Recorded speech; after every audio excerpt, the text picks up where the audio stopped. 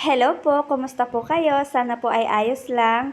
At ayan po, ipapakita ko po sa inyo yung bisi-bisihan din sa kakakain. Ayan po yung mga alagang hayop namin. Yung baboy na po yan ay alaga po ni Martina yan. Tapos yung mga manok po ay sa amin po yan. Habang kami po ay nag-aantay kay Kuya Castel na ibaba yung isang balde ng lansones, ay panay din naman po ang kain namin dito sa baba. Bisi-bisihan din kami.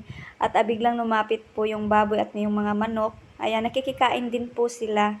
Tuwang-tuwa po ako kasi ito lang yung unang pagkakataon ko na nakikita na kumakain po ng lansones ang isang baboy.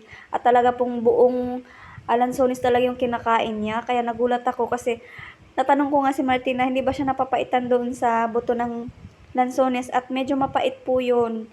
Pero talaga pong gustong-gusto niyang kainin yung lansones. Nakakatawa po yung itsura namin kasi pag may nahulog na lansones sa baba, kami pong lahat ay nag-aagawan.